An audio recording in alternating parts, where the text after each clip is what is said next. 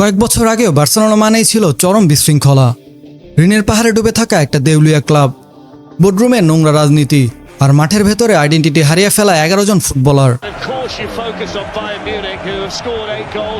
Lionel Messi যখন camp নু ছাড়লেন, সারা বিশ্ব ধরে নিয়েছিল বার্সেলোনা নামের এই স্পেশাল জায়ান্ট হয়তো আগামী এক দশকেও আর ইউরোপের শীর্ষে ফিরবে না। কিন্তু তারপর গল্পে এলেন হ্যান্সি ফ্লিক। জাভির রেখে যাওয়া একটা হতাশাগ্রস্ত স্কটকে প্রথম সিজনেই জিতালেন লা লিগা, সঙ্গে চ্যাম্পিয়ন্স লিগের সেমিফাইনাল। পরের সিজনে আবার লা লিগা, 4 সিজনে 3 বার ডোমেস্টিক রাজত্ব। কিন্তু তবুও প্রশ্ন থেকে যায়, স্পেনের রাজত্ব করলেও ইউরোপের সেই ষষ্ঠ চ্যাম্পিয়ন্স লিগ ট্রফিটা এখনও অধরা। পরপর 2 সিজন অ্যাটলেটিকো মাদ্রিদের কাছে হার, বিতর্কিত রেফারিং আর রাফিনহার সেই বিস্ফোরক মন্তব্য, আমাদের ঠকানো হয়েছে। তাহলে আসল সত্যটা কি? এই বার্সেলোনা কি সত্যিই বদলে গেছে, নাকি একই পুরনো ফ্লপ গল্পের নতুন কোনো রিমেক? উত্তরটা লুকিয়ে আছে ঠিক সেই জায়গায় যেখান থেকে ফ্লিক তার বিপ্লব শুরু করেছিলেন। বার্সেলোনার নতুন ডিফেন্স সিস্টেম, ফ্লিকের ফুটবলের সোজা হিসেব, অবিরাম হাই প্রেসিং, বল হারালে শিকারির মতো ঝাঁপিয়ে পড়া। কিন্তু এই স্টাইলের সবচেয়ে বড় শর্ত কি জানেন? একটা সুসাইডাল হাইলাইন ডিফেন্স, যেখানে সামান্যতম পজিশনিং ভুল মানেই নিশ্চিত গোল হজম। আরাহো আর তরুণ পাও কোভার্সির জুটি এখন ইউরোপের অন্যতম শক্তিশালী সেন্টার ব্যাক পেয়ার। কোভার্সির অবিশ্বাস্য ট্যাকটিক্যাল ব্রেইন আর আরাহোর মনস্টার ফিজিক্যালিটি। কিন্তু বড় ম্যাচে যখনই কোনো রেড কার্ড বা ইনজুরি এসেছে, ওর স্ট্রাকচারই ভেঙে পড়েছে। অন্যদিকে কুন্দে আর বালদে দুজনই দুর্দান্ত, কিন্তু কনসিস্টেন্সির অভাব আর ঘন ঘন ইনজুরি বার্সা ম্যানেজমেন্টকে ভাবিয়ে তুলেছে।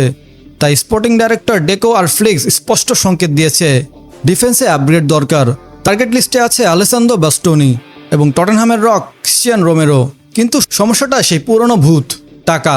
সামার ট্রান্সফার উইন্ডো সচল রাখতে উল্টো 210 মিলিয়ন ইউরোর লোন নিতে হয়েছে।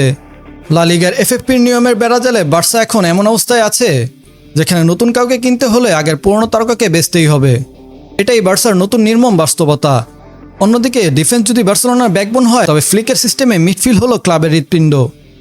প্রেস রেজিস্ট্যান্ট পেদ্রি এই দলের মস্তিষ্ক। প্রতিপক্ষ যতই প্রেস করুক, পেদ্রির পায়ে বল মানেই খেলা যেন থমকে যায়। তার পাশের বুলডগ গাভি, যে প্রতিটা ডুয়েল নিজের জীবন বাজি রেখে ঝাঁপিয়ে পড়ে। আর অর্মো ও ফার্মিন লোপেজ দলকে দেয় একের পর এক attacking option.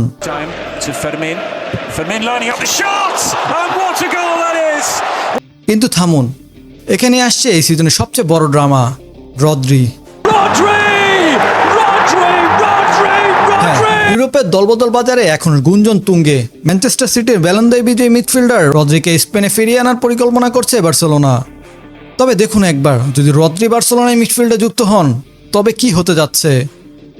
European clutch mentality, passing and defensive shield, tempo control. এক কথায় রদ্রি বার্সেলোনার জন্য ট্রাম্প কার্ড। তবে রদ্রি আসুক বা না আসুক, আসল পরীক্ষা হবে চ্যাম্পিয়ন্স লিগের নকআউট ইন্টেন্সিটি। কারণ মিডফিল্ডের এই কন্ট্রোল যদি আক্রমণে গিয়ে খেয়ে হারায়, তবে সব পরিশ্রমই ব্যর্থ।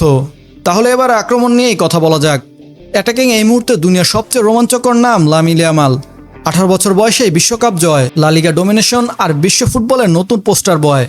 তার পাশেই রাফিনহা, ইনজুরি আর অফ ফর্ম কাটিয়ে যিনি এখন ড্রেসিং রুমের লিডার। অন্যদিকে লেভানডস্কি চলে যাওয়ায় বার্সা খুঁজছে তার যোগ্য উত্তরসূরি, যেখানে উইলিয়ান আলভারেজের মতো নামগুলো বারবার শোনা যাচ্ছে। আর রাশফোর্ডের লোন স্পেল শেষে বিদায়ের পর নিউক্যাসল থেকে 69 মিলিয়নে অ্যান্থনি গর্ডনকে দলে টেনে প্রমাণ করেছে তারা শুধু ইয়ামাল বা রাফিনার উপর একক নির্ভরতায় বিশ্বাসী নয়। অ্যান্থনি গর্ডন ওয়ার্ল্ড কাপে ছিল দুর্দান্ত। তাছাড়া নিউক্যাসলে তিনি প্রমাণ করেছে তিনি কেন বার্সার জন্য যোগ্য। তবে আসল চ্যালেঞ্জ কিন্তু ট্যাকটিসে নয়, ড্রেসিং রুমে।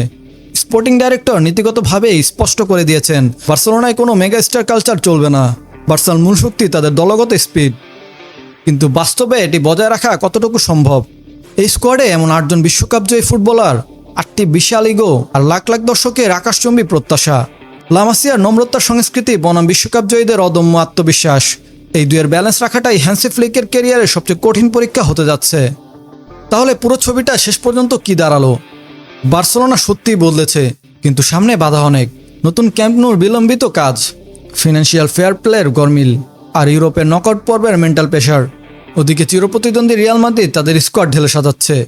লড়াইটা শুধু লা লিগা নয়, লড়াইটা ইউরোপের সেরা সিংহাসনের। আপনার কি মনে হয়, এই বার্সেলোনা কি সত্যিই বদলে যাওয়া এক পাওয়ার হাউস, নাকি শুধুই লা লিগার রাজা? কমেন্টে আপনার মতামত জানান। ফুটবলের ডকুমেন্টারি ভিডিও পেতে আমাদের সাথেই থাকুন।